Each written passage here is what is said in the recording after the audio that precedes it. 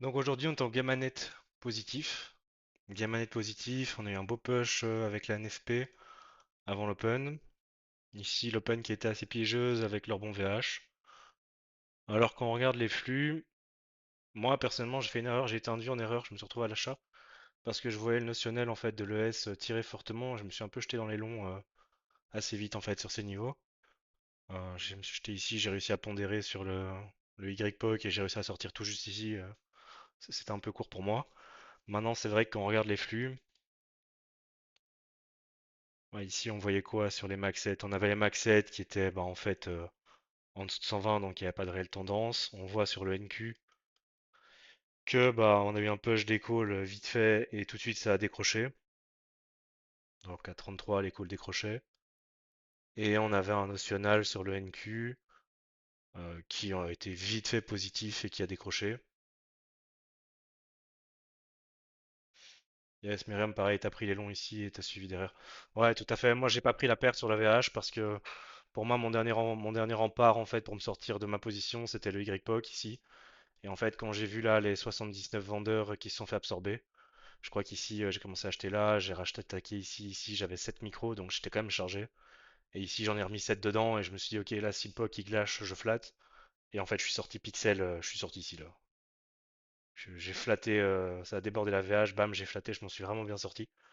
Donc ouais c'était un peu tendu et les shorts en fait, bah, c'est vrai qu'on regardait tant les calls, les calls qui sont bien lâchés, notionnel Nasdaq qui part en négatif.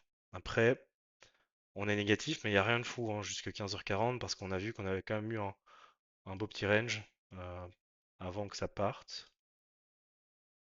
Donc en fait ici, je trouve que pour moi, vu qu'on était en gamma positif, enfin en gamma net, en net positif, et un notionnel qui était pas déconnant, c'était négatif, mais pas non plus des masses.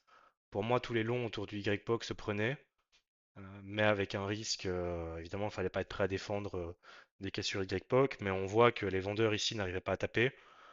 Donc, attaquer les longs dans cette zone avec un national qui n'était pas explosif sous les 250, c'était pas déconnant. Par contre, effectivement, à partir du moment où on voit ici, on a essayé de refaire un national positif, donc 15h46, je vais aligner un peu partout, 46, voilà, et les max 7 qui n'ont jamais été au-dessus de 120, donc voilà, les max 7 non plus d'influence gamma.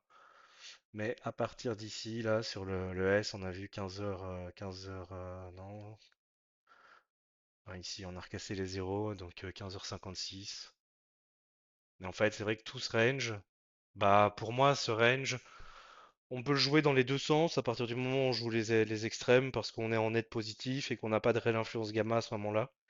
Je sais pas si vous avez joué juste une direction ou si vous avez joué un peu les deux.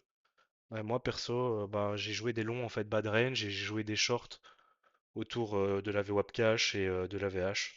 Et bon après c'est des scalps, hein, pas de renfort de position, je rentrais, je sortais, je prenais 10-15 points.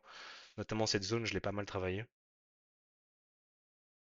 J'ai pris celle, j'ai repris léger le bas et repris le short. Ok, ouais. Short au début, puis long trop tôt. Ok.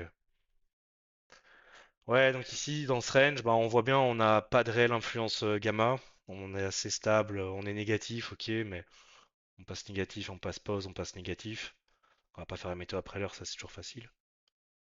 Mais à partir du moment où ici, on voit 40, on a les calls qui décrochent, ça réintègre directement. 40, on est toujours à moins 140 millions, donc pas de réelle influence gamma. Les max 7, pareil.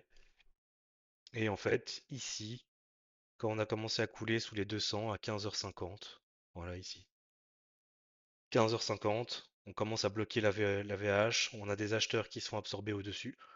Donc juste avant l'acheteur absorbé, on casse, on peut commencer à travailler cette zone en short, on a l'alignement des flux avec nous, sauf sur le S, qui souvent a un temps d'avance, mais ici il y avait un coup de retard. Mais on voit bien que sur le Nasdaq, ça s'est mis à décrocher à 50. Le Max 7 était en train de baisser, mais pas encore négatif. 15,50. Là, déjà, quand on voit ça à 48, on s'attend à un décrochage. 48, il est ici. Un gros décrochage sur le national. Et on voit en fait que là, bah, on est en pleine chute libre 50, en canal baissier avec les deux, notionnel négatif, et en fait ici c'est feu, hein, c'est que des shorts. Là, il n'y a plus de long à prendre en fait. Donc jusqu'ici, on peut travailler des longs autour du POC, parce qu'on voit qu'on n'a pas d'influence gamma.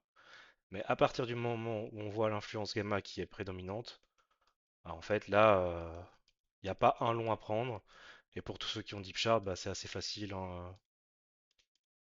On vient VAL POC, on a cette zone. On vient retaper le niveau des plus gros vendeurs, bam, on réattaque. On peut mettre des sell stops sous les bas, sell stops sous les bas. Il y avait vraiment moyen de travailler la session de différentes façons. Et bah, quand on voit les flux, de toute façon, quand on a un notionnel qui est en train de driver comme ça, j'ai envie de dire, il n'y a même pas besoin de regarder le reste, hein.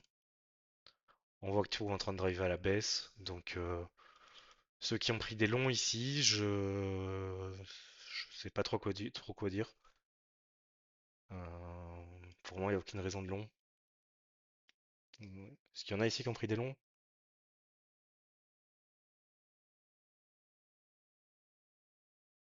Non, tout le monde a fait que shorter, c'est top.